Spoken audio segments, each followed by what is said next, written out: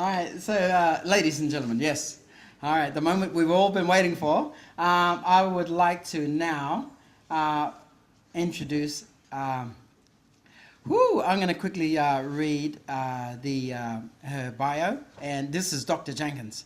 Is the president of the United Nations Association of Australia in New South Wales, and a member of the UNAA National Board. Growing up in Bondi, where many European post-war migrants settled, these displaced peoples with their tragic wartime experiences influenced her lifelong commitment to social justice and human rights.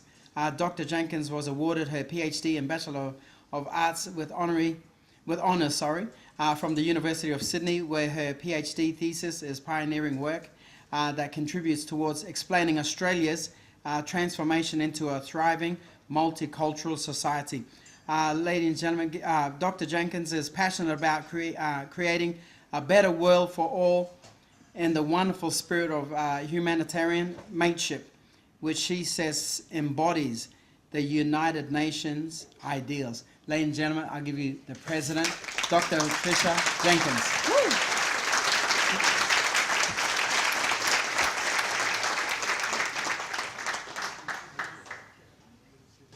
Well, look, I just look around and first I want to say thank you so much, each and every one of you, for coming tonight. It's very moving, and it's very traditional in a sense, but it's also very heartfelt because to us it's something that is just so important, and just to see that in all your faces when we're outside, I think you share what I'm saying. But I better now get back to where I have to start and move along, because there's something very important coming up, and I think you're all waiting for it. Distinguished guests, ladies and gentlemen, good evening. It's an honour, and I am delighted that you can all join us here to celebrate UN Day 28.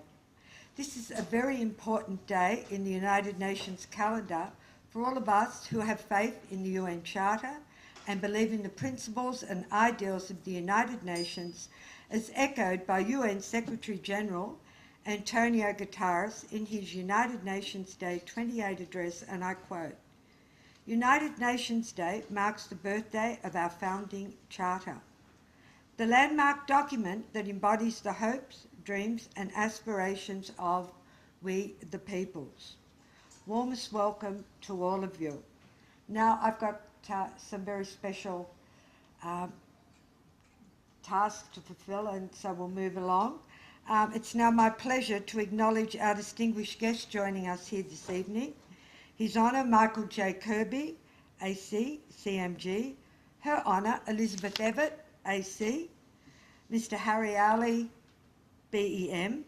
Emeritus Professor Rosalind Croucher, AM, President of the Australian Human Rights Commission. Mr. Mark Curray, MP, Member for Oatley and representing the New South Wales Premier. The Honourable Jodie Mackay, MP, Member for Strathfield and representing the New South Wales Leader of the Opposition and Opposition. I also acknowledge the Department of Foreign Affairs and Trade, New South Wales Department of Premier and Cabinet, Australian Human Rights Commission, Mr. David McIntosh, AO, and Mr. Ben Waltman, all for their generous support.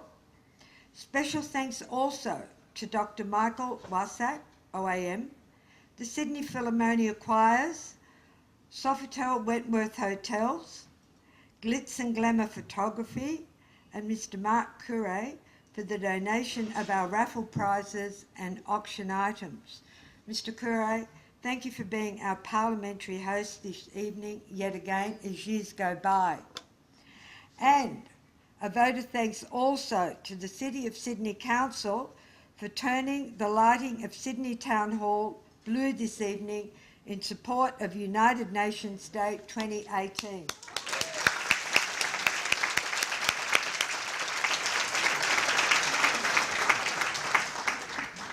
I thought it could be of interest that as we celebrate and recognise United Nations Day, we continue along a long tradition established in 1946 by the United Nations Association of Australia in New South Wales to remind all Australians and contributing nations of the ongoing peacekeeping and humanitarian undertakings of the United Nations.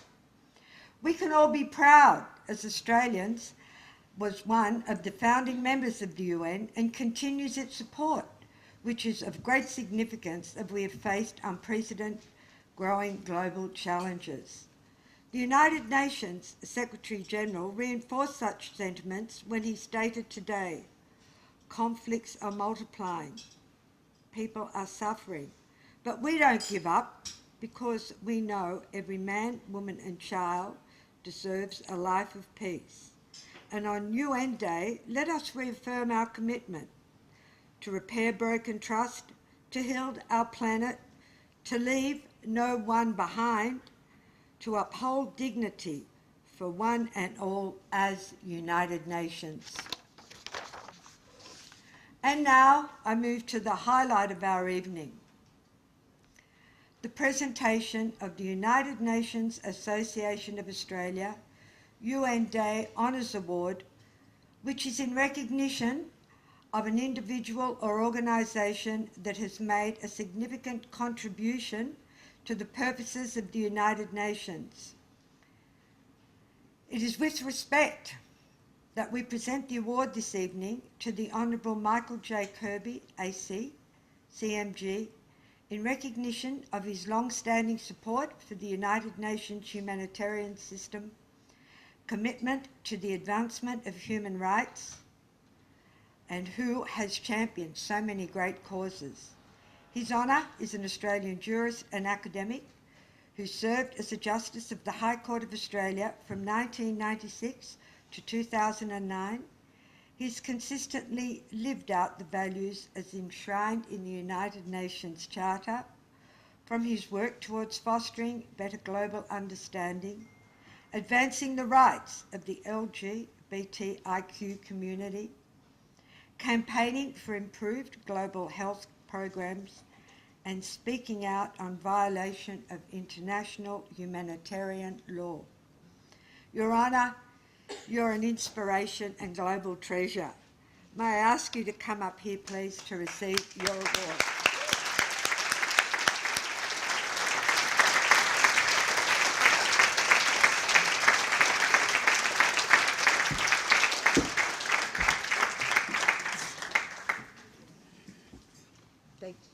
Thank you, Alexander. Your Honour, it's our honour to confer on you United Nations Association of Australia 2018 UN Day Honours for invaluable contribution to the advancement of the principles and ideals of the United Nations. Sincerest congratulations. Thank you very much.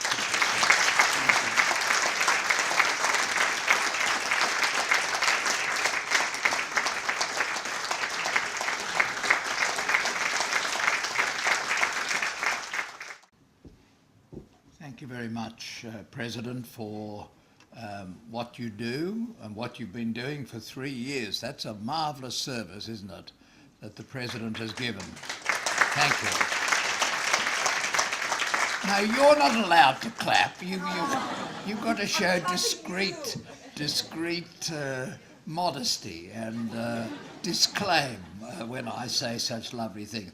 And Alexander, who is there, he's done so many good things, and one very good thing you probably didn't know that he did today, he provided the material to the governor, who was there at the cenotaph this morning, and the governor had to speak in honour of United Nations Day, and there was a whole lot of very interesting and very informative information, and that doesn't just come out of the blue. Somebody has to get it together and cobble it together and assist the governor, and the governor, who is a wonderful servant of our community, presented the speech in honour of the United Nations on United Nations Day. One of the things that was mentioned in the speech was that we are coming very close, as we probably all realise, to Armistice Day, to the actual centenary of Armistice Day, the 11th day of the 11th month of 2018. And so I used that marvellous source of universal information, Wikipedia, this morning, to look up exactly what was happening on this day 100 years ago, because this was the world before the United Nations.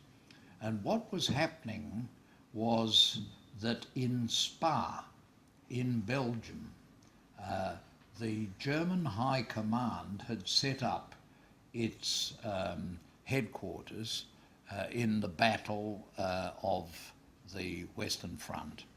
And Ludendorff, one of the two commanders, Hindenburg was one and Ludendorff the other, had told the Kaiser that the German army could not hold the line for another 2 weeks.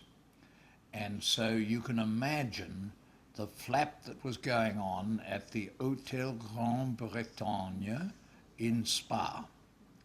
And a couple of years ago, I went with my partner, Jan, to Spa in Belgium, and there was this hotel. It was very run down now, but you could see in the faded paint, Hôtel Grande Bretagne, and that was the headquarters of the whole army mechanism of the German Empire. And they were trying to work out what on earth are we going to do to save the Kaiser and to exit this war with dignity. And the negotiations were extremely difficult because essentially, in part due to General Monash. You know, General Monash played a very important part in the end of the First World War because he had insisted on this close integration of the new air power plus the army plus the tanks and the naval power. It all had to be fitted together like an engineer's model. Monash was an engineer, and so he had done this and got a breakthrough in the German lines, and that led to the desire of the Germans to be an end to the war, but it was an end to the war that was thereafter painted as a stab in the back, that the German army was never defeated in the field. It was stabbed in the back by people in the countryside of Germany insisting on an end to the war. And so they came to the 11th hour of the 11th day of the 11th month, and I read a biography of Dr. Coombs. He was attending the Perth Modern School over in Western Australia, and he told of how all the school children were assembled in the school grounds as the 11th hour, the 11th day of the 11th month in Australia, which would have been in advance of the time in Europe, how that struck and how that put an end to what had been an absolutely dreadful toll on countries such as Australia and New Zealand. You only have to go to any small town in New Zealand. You go to Rotorua and you see this very long list of people who fell in the First World War. It took a very great toll on Australia and New Zealand, and of course on Germany and the United Kingdom, on the Sikh regiments which were in Martin Place today celebrating their role in wartime. It was a terrible, terrible suffering. But because the end of the First World War was not well accomplished, except that it got an armistice, the First World War led to the Second World War, and the Second World War led to the atomic weapons, and the atomic weapons ended the Second World War, and they ended them with the United Nations Charter on this day in 1945. So everything is integrated, isn't it? All history is integrated, and all these events lead on to another, but they have a very big lesson, and the big lesson is that you must build the defences of peace in human rights. You must build them in something that is lasting and enduring and is based on justice, because otherwise it will not be an end. It'll simply be an interruption and an armistice. And that is why we have to support the work of the United Nations, and not only on peace and security, though that is terribly important, but also on human rights, because unless we address the issues of human rights, it will not be a stable peace. You will not have a stable peace without ensuring the protection, respect and maintenance of universal human rights. And I have to say to you that I think we are at a very critical and rather dangerous moment in world history. I don't know about you, whether you feel as optimistic about the world and about where we're going and how things are going as you were, say, 2 or 3 years ago. I have to say I feel very anxious about the world in today's circumstances. And I came back this morning from conferences overseas, including one conference to honour a great human rights champion in Lahore in Pakistan. And when I got back to Sydney, I had to go to this ceremony for the anniversary of the United Nations. And all of this taught me to think about where we stand in the world.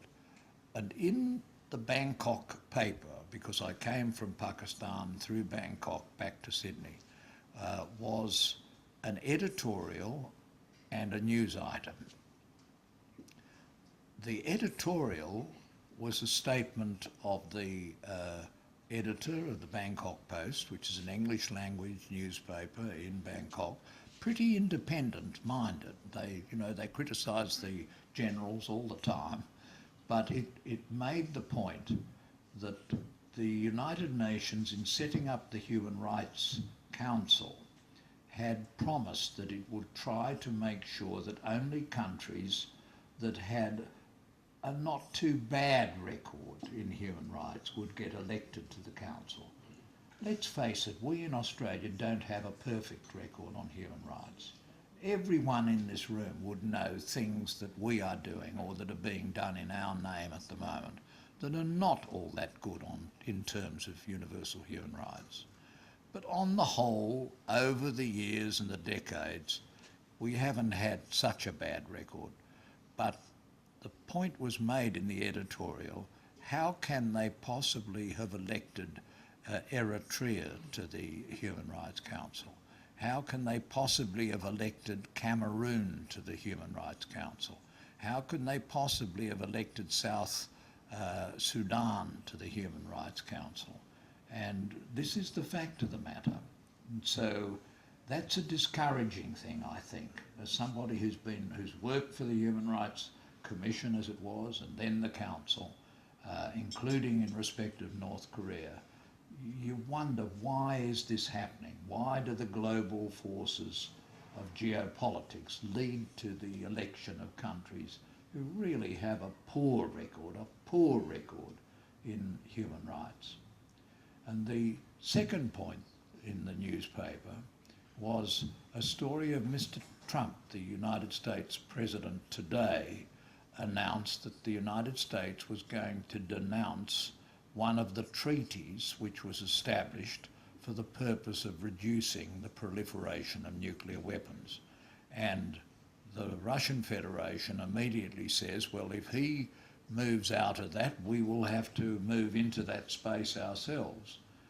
And you would know that just a few months ago, the United States of America, which had been elected to the Human Rights Council, didn't agree with some of the things that were happening and walked out of the Human Rights Council.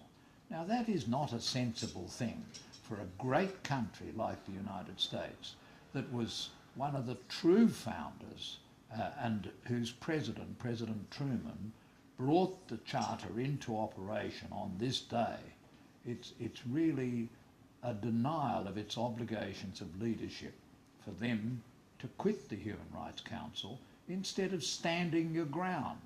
Let them criticise the enemies of human rights. Let them bring to notice, to world attention, the wrongs that are being done. But to walk out of the Human Rights Council is really a very, with respect, as we lawyers have to say when we're going to say something particularly nasty, with respect, it was a very wrong decision. And so all of these things together make me a bit discouraged. And then there's the work that I did recently for the Human Rights Council in the Commission of Inquiry on North Korea. Now, I honour the presence here tonight of the Consul General of Korea, and I thank him for his presence and for the marvellous contributions of the citizens of his country to the work of the Commission of Inquiry. But what's happened about human rights? What's happened about our reports? What's happened about our disclosure of the tremendous wrongs that have been done, and as far as we know are still being done, to the citizens of North Korea? And who speaks up for the citizens of North Korea and their human rights today? President Trump has never mentioned it. Human rights are just not mentioned. The great deal maker is making a deal on, in the hope of getting an end to the undoubted problem of nuclear weapons on the Korean Peninsula. But not a word is said about human rights. And I say again, as was said at the beginning of the United Nations, it's there in the Charter, it's there in the preamble to the Charter. All these things are integrated. Human rights, peace and security, and justice. Those are the principles of the United Nations. And you can't have one without the other. You just will not have a stable condition of peace and security without respect for the human rights of the people most affected, the people of North Korea. So, there's discouragement, but another good thing was happening today. The independent expert on LGBT rights was giving his report to the Human Rights Council. Now, this is an expert from Costa Rica, and he is giving his report on his many acts throughout the world to try to get equal rights and justice for gay people. And so that is something that is challenging old thinking and is pushing forward the boundaries of old thinking, and it wouldn't be happening except for the United Nations and universal human rights. And I'd like to pay a special tribute here to Justice Elizabeth Evatt, who is here, and honouring us by her presence. Her uncle, Dr. H.V. Evatt, past Justice of the High Court of Australia, later our Minister for External Affairs, and subsequently the President of the General Assembly of the United Nations, was actually in the chair of the United Nations when the Universal Declaration of Human Rights was adopted by the General Assembly in Paris, at its meeting in Paris in 1948, December 48. So we'll be celebrating the 70th anniversary this year. And when I was at Summerhill Opportunity School, I received from Mr. Redmond, my teacher, a copy of the Universal Declaration of Human Rights. Every child in public schools in Australia, and probably in private and Catholic schools as well, got a copy in order that we could be taught by our teacher, as Mr. Redmond taught us. You look closely at this. You read about this.